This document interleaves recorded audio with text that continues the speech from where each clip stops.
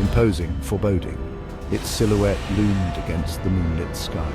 Within its grand ballroom, a masquerade ball was in full swing.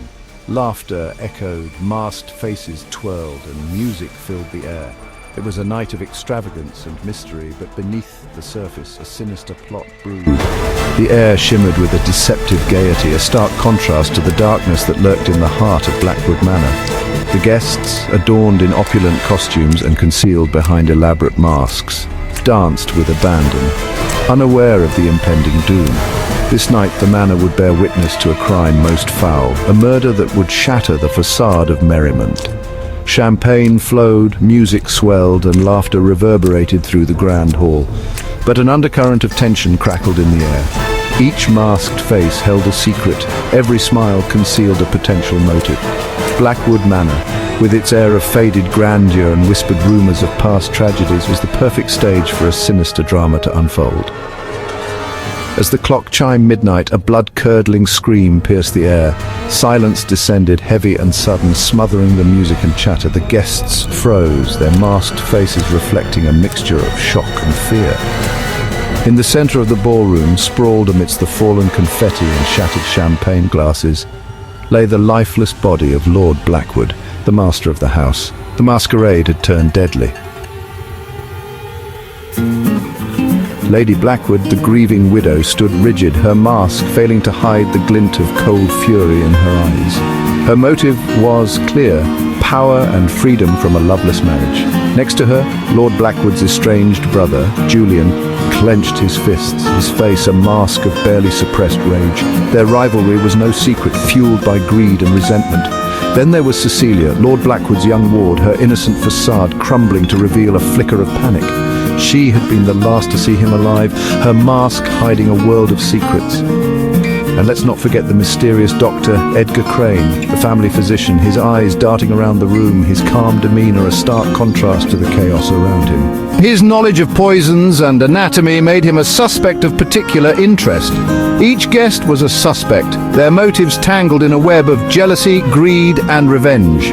The masquerade ball, intended as a night of revelry and delight, had transformed into a macabre spectacle of suspicion and deceit. The weight of secrets hung heavy in the air, as palpable as the scent of fear that now permeated the once joyous atmosphere. Through the doors of Blackwood Manor strode Inspector Alaric Hayes, a figure as imposing as the manor itself. His eyes, sharp and piercing, scanned the room, taking in every detail. The guests parted like the sea, fear and suspicion swirling in their wake. His gaze swept over the lavish decorations, lingering on the overturned champagne flute near Lord Blackwood's outstretched hand. The victim lay still, his elaborate mask askew, revealing a face frozen in a silent scream. A single red stain bloomed on his chest, a macabre contrast to the vibrant colors of the ballroom. A murder most foul. He moved with a practiced ease, his eyes missing nothing. He observed the guests, their masked faces concealing their true emotions, their forced composure betraying their inner turmoil. Blackwood Manor, once a symbol of wealth and prestige, was now a crime scene, its very walls whispering tales of deceit and death. The inspector surveyed the scene, his sharp gaze missing nothing. The guests, trapped in their lavish costumes and masks, became actors in a twisted play, their every move scrutinized. The masquerade ball, meant to be a celebration, had become a cage, trapping predator and prey in a deadly game. Inspector Hayes, a man of logic and deduction, began his investigation. He meticulously examined the ballroom, noting the smallest of details. A shattered champagne glass, a misplaced chair, a torn piece of lace. Each clue was a piece of the puzzle. His investigation led him through the shadowy corridors of Blackwood Manor. He interrogated the guests, each conversation revealing a tangled web of secrets and lies. Lady Blackwood, her composure a carefully constructed facade, cracked under the pressure. Julian, his alibi flimsy at best, grew increasingly agitated. Cecilia, her innocence a fragile mask, trembled under his scrutiny. His keen eyes spotted a faint footprint near the body, too small to belong to any of the imposing figures present. The investigation was leading him down a path of hidden agendas and dangerous liaisons. He discovered a hidden room, accessible only by a secret passage concealed behind a bookshelf in the manor's library. The manor, once a symbol of grandeur, now seemed to whisper its dark secrets. The masquerade ball, a tapestry of vibrant colors and forced gaiety, had unraveled to reveal a grim reality. Section 5. The Secrets Within. Blackwood Manor's heart of darkness, the hidden passage shrouded in darkness, led to a dusty, forgotten room. Cobwebs clung to the shelves, and the air was thick with the smell of decay. It was a secret chamber, hidden from prying eyes, a place where truths were buried. Inside, amidst discarded blueprints and forgotten portraits, Inspector Hayes discovered a treasure trove of secrets. Old journals filled with bitter confessions, financial records riddled with discrepancies, and a collection of love letters penned with a passion that spelled betrayal. The room was a testament to the Blackwood family's dark underbelly, a silent chronicle of their sins. This room, hidden from the world, was a sanctuary for Lord Blackwood's most guarded secrets. Here, amidst the dust and cobwebs, lay the truth behind the facade. The discovery of this secret room was a turning point in the investigation, for it held the key to unlocking the secrets of Blackwood Manor and unmasking the killer. Each dusty book, every faded photograph, whispered of betrayals, affairs, and long-held grudges. The room was a testament to the darkness that festered beneath the veneer of respectability, a silent confession of the sins committed within the manor's walls. Among the forgotten relics, a half-written letter caught Inspector Hayes's attention.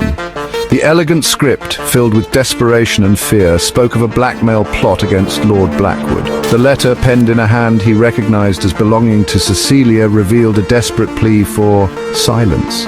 It spoke of a debt owed, a dangerous secret threatened to be exposed. The words, filled with regret and fear, painted a picture of desperation, a last-ditch attempt to avert disaster. Someone knew of Lord Blackwood's indiscretion, someone desperate enough to resort to blackmail. This letter, incomplete and unsigned, was a crucial piece of the puzzle. It pointed to a motive, a desperate gamble gone wrong, a web of secrets threatening to unravel. The words on that faded parchment, etched with fear and desperation, echoed in the silence of the secret chamber. They whispered of a life lived on the edge of a razor, of choices made in the face of impossible odds. The pieces of the puzzle began to fall into place. Inspector Hayes, his mind sharp as a tack, connected the dots. The footprint, the hidden room, the unfinished letter, they all pointed to one suspect. The motive, once shrouded in the mists of speculation, now stood starkly clear. It wasn't greed or lust that fueled this murder, but fear, the desperate act of a cornered animal. The killer, driven to the brink, had taken a life to protect their own. Their actions a twisted testament to the lengths one would go to safeguard a secret. The masquerade ball, with its masks and secrets, had provided the perfect cover. The killer, concealed behind their assumed identity, had moved among the guests, an unseen predator amidst the unsuspecting prey. The murder, a carefully orchestrated act, had been committed under the cloak of revelry, the chaos of the ball masking the killer's deadly intent. Inspector Hayes, armed with this knowledge, prepared for the final act, the unmasking of the killer.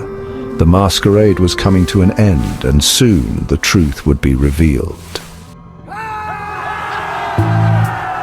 The guests were gathered in the grand ballroom, the air thick with anticipation. Inspector Hayes, his face an unreadable mask, stood before them. The time for whispers and speculation was over. The truth was about to be unveiled. With a dramatic flourish, Inspector Hayes revealed the killer. The revelation sent shockwaves through the room, the guests gasping and murmuring in disbelief. The killer, their face now stripped of its mask of innocence, stood frozen, their guilt evident in their eyes. The evidence, carefully pieced together, was irrefutable, leaving no room for doubt or denial. He laid bare the killer's carefully constructed facade, exposing their motives and methods. The guests, once hidden behind their masks of merriment, now stood exposed, their true natures laid bare. The killer, their face now pale with fear and regret, had underestimated Inspector Hayes's sharp mind and keen eye. The grand ballroom, once filled with music and laughter, now echoed with the weight of truth. Justice, long awaited, had finally been served. As dawn broke over Blackwood Manor, the guests dispersed, their masks discarded, their secrets exposed. The grand masquerade ball, forever etched in their memories, had become a night of tragedy and revelation. The manor, silent and somber, stood as a testament to the night's events. The echoes of music and laughter were replaced by an eerie stillness. The remnants of the masquerade, a haunting reminder of the secrets that lay buried within its walls. The guests, their faces etched with the weight of the truth, departed, forever marked by the events of that fateful night. In the aftermath, Blackwood Manor stood silent, its secrets laid bare.